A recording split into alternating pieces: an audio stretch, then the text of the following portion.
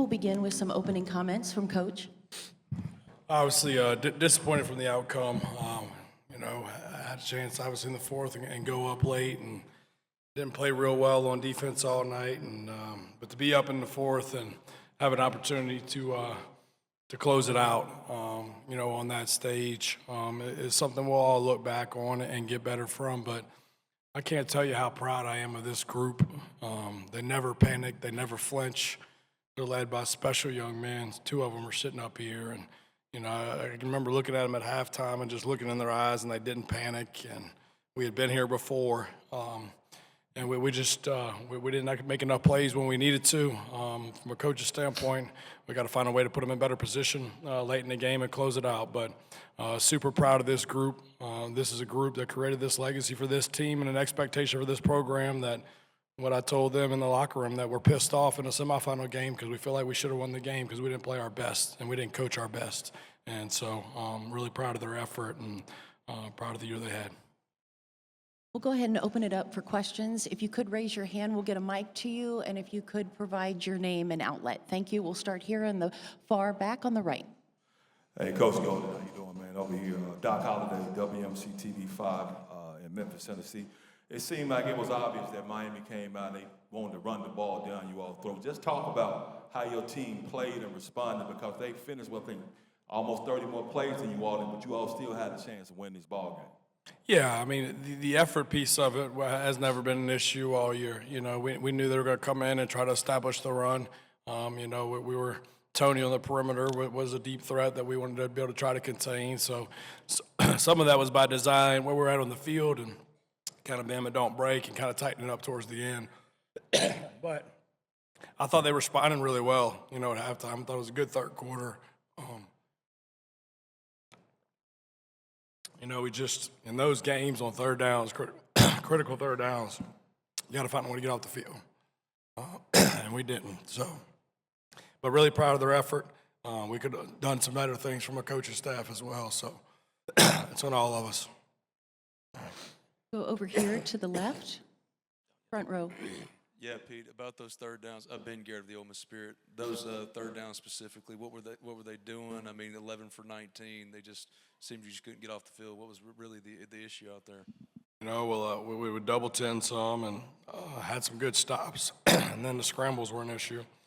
And then we spy, and obviously when you spy, we had some one-on-ones. Had a couple busts, and then some of the late ones were some third and shorts, that you got to do a better job on first and second down and, get some third and longs. But it was a lot of different things. Next question. Stay here on the far left.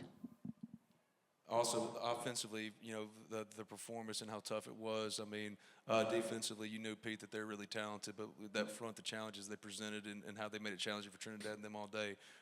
What do you say about that group and how tough they made it for you? I mean, they're very talented. The front six is really explosive. Not only can they get off the rock and they're elite pass rushers, but they're heavy-handed in the run game. And they do a really good job coaching them as well. So we knew it was going to be hard. I mean, guys, it's the semifinals. It's supposed to be hard, And when these games, you got to be at your best. You got to play at your best. You got to coach at your best. And if you don't deserve to win. I mean, it's the semifinals go to the national championship game. So I thought we had our opportunity by not playing our best game, and that's what we said at halftime. We haven't played our best up to this point. We've been here before. All right, let's go out here and let's spot the ball, and let's find a way to make it one possession in the fourth quarter and find a way to win the game. And our kids came back and did that and went up. And so hats off to them. We just got to find a way to close it. Got to do a better job coaching. In the front row on the left. Hey, Pete, Sam Hutchins with the Clarion Ledger. Kiwan obviously went out and came back in the second half. What can you say about the degree to maybe which he was playing through injury today and his toughness out there? Yeah, I think we had a lot of them. I think it's this part of the season, and you get banged up and nicks and things like that. But he had a hamstring, that they were going back and forth, with for a while. And these kids, there's nobody in that locker room that's not going to fight through it. There's a difference between hurting and being injured, and a lot of them were hurting, and a lot of them went out of the game, but they found their way back in the game. And that's what you have to do this time of year. We said it from the very beginning. Other guys are going to have opportunities. All right, in big moments and big games, and you got to prepare and you got to be ready for that. And some guys stepped up and did a great job, and others we're going to watch the tape and we're going to say, hey, we got some development to do. But no, really proud of all their toughness. I've said that all year. It's a tough group. They've got competitive character. They love football. There's not anybody in that locker room that you're going to try to hold out of that game, you know. And so, no, really proud of the toughness and fight it. Third row on the right. Dalen Flowers, a Rebel. This is for TJ and Trinidad. TJ, you obviously came in 2023 and had a great run with the team, and you're leaving Ole Miss in a better place than you found it in Trinidad as well. I know it's been a long career and it's been a long season here at Ole Miss, but how does it feel personally to be able to experience this once in a lifetime moment? I know it hurts in the moment to not end up going to the national championship, but how does it feel to be able to experience this run with this team and with your teammates and your brothers? For sure, definitely a blessing, man. Like you talk about, when I came here in 23, you could see the program moving in the right direction, and just wanted to be whatever I could do to help the program keep going in that direction. Man, the fans, the team, man, I love them all. Yeah, God has been so good to me and this team. It's been a great ride. I wouldn't want to do it with any other, people, whether it's coaches, players, people in the offices, and it's just been a great ride, and hopefully I get to do it next year. Far back on the left. From 3TV, CBS 5 in Phoenix. TJ, looked like you were standing on the field for a little while after the game ended. For both you and for Trinidad, how do you describe what's going through your head after that clock hit zero those next couple of minutes? Man, definitely disappointing feeling, especially going into the game and playing in the game and knowing you have the opportunities to, do what you need to do to win the game, and, not taking advantage of those opportunities. Probably the biggest thing of me sitting out there, thinking about the plays we could have made to help us be in a better position to win, for real. For me, just thinking about, my brothers, people that have sacrificed so much to be in this position. There's a lot that goes on behind the scenes, whether it's film, weight room stuff, and, other things as well. And just this team has just sacrificed a lot, to get to this point. And this season's been bumpy, and there's been a lot of things going on, and, they just kept our focus. It's been just truly special. Front row here on the left. Cleveland, Mississippi today. Pete, is there anybody you would compare their offensive line to? I mean, they were getting a push that we hadn't seen very often. No, yeah. I mean, we knew coming in it was going to be challenging up front, and so some of those you got to decide kind of how you're going to attack them, and are you going to go all out and create some isolations outside that can create some explosives? I think looking back at it, that's not what lost us the game. I think the two explosive plays lost us the game. So we can talk about the push and all that. Does it affect the game? Yeah, but the two explosive plays is a scramble for the touchdown, and then a screen is thrown behind the line for a 40-yard touchdown. So we knew they're a good football team. They're very big up front. They're well coached up front. They got a big back, and we knew we were going to have a little bit of trouble with that, and we're going to have to take our chances at times to try to create some negative yardage plays to get off the field. And versus teams like that are going to commit to that, you got to take the football away some. So we had a big pick down there. They missed a field goal. Certain things like that, and that's part of those games. But we're going to watch the tape, and we're going to go back and be like, we got to get better at striking blocks and getting off blocks and fitting runs and leveraging the ball. And there's a lot of things within the game that we've got to improve in the off season for sure. Front row center. Yeah, Caleb Saylor, Super Talk Mississippi here. Trinidad, you were being consoled after the game by the fans. Not that specific question, but this fan base and the support it's had for you and this team. And I guess, TJ, you could speak on this too. How much has it meant to you to see Rebel Nation travel to New Orleans in droves and then all the way out to Arizona in droves? It's truly special to see, how dedicated Ole Miss fans are and how, special the Oxford community is. They're in it together. We're all in it together. We wouldn't be here without them as well. Their support, just everything they've done for, Rebel Nation, and, our team, just values that. And it's just, Oxford's just special. I can't say that enough, and I'm just truly grateful, and I just got to give thanks to God. Did you want to answer that? I will, yeah. Just to attest to the fans and Rebel Nation, man, them traveling, man, they deserve the opportunity to travel, man, and, man, I give the fans my all. I love them, and God bless them. Front row here on the left. Michael Katz, Daily Journal. Pete, I know you didn't really start working with Trinidad specifically until the coaching transition, but just what has he meant to you over these last few weeks?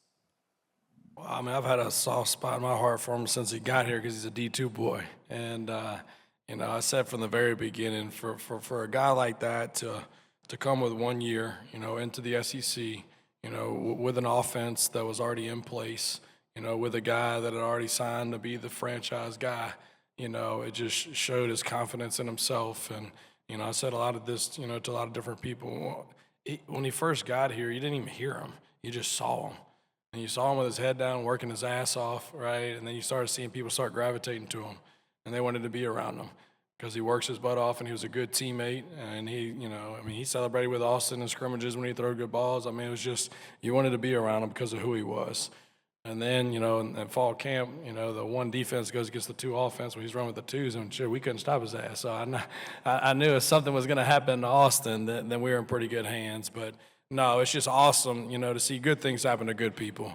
And for him to take a chance to come here with a guy in place and for it to work out the way it did for him, I couldn't be happier. And, you know, he's kind of set a precedent here within 1 year.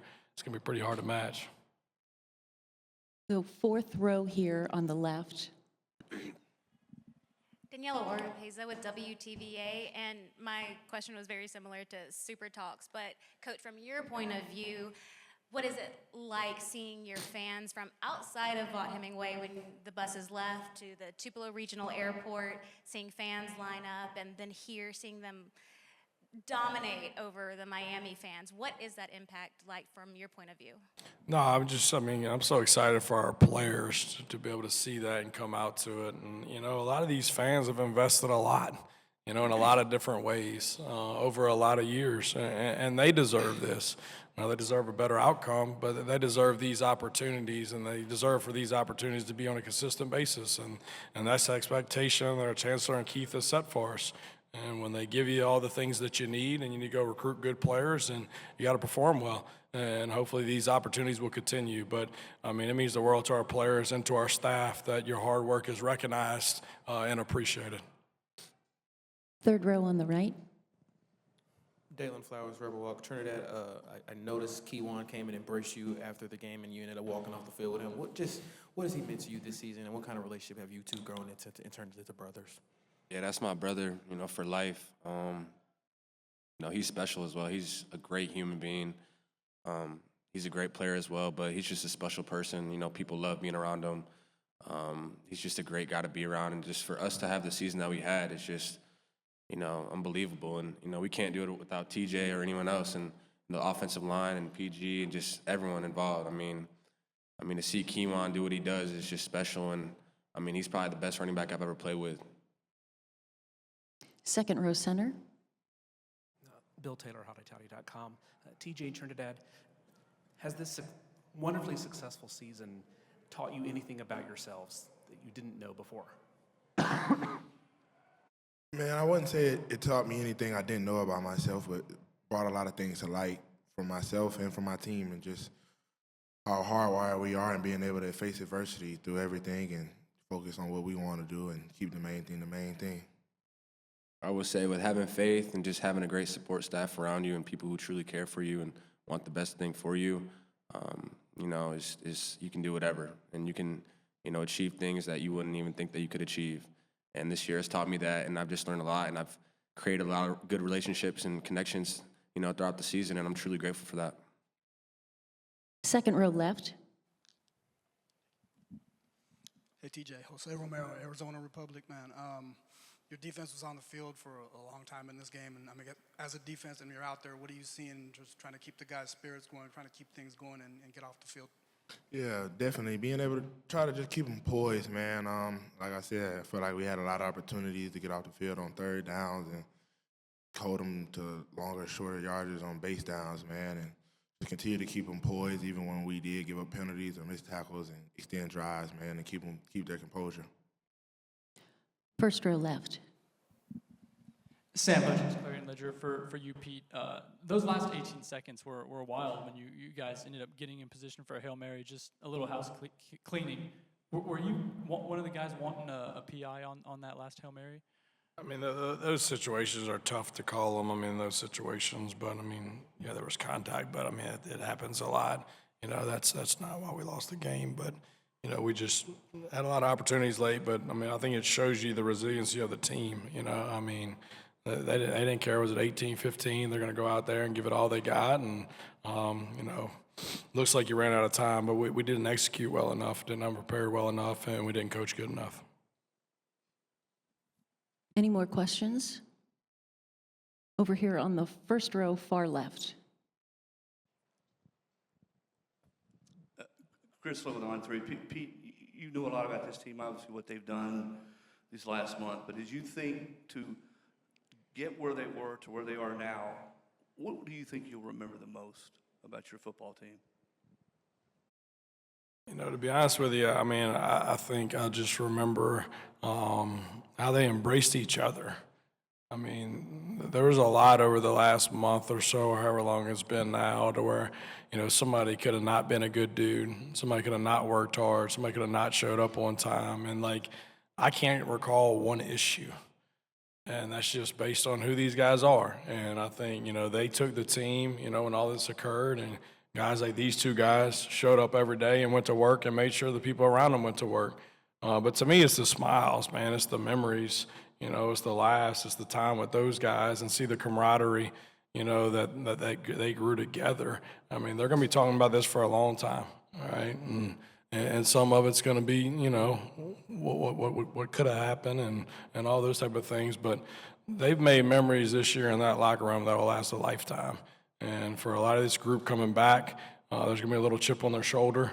But also the guys that are leaving, I mean, this is a legacy of a team that's going to be celebrated for a while, you know, and is going to have to come back at some point and have reunions and stuff like that as far as getting together. So we appreciate, you know, the senior class and what they've done for the legacy in this team and making it an expectation. And I think the underclassmen are going to want to go to work pretty quick because they're going to be pretty hungry.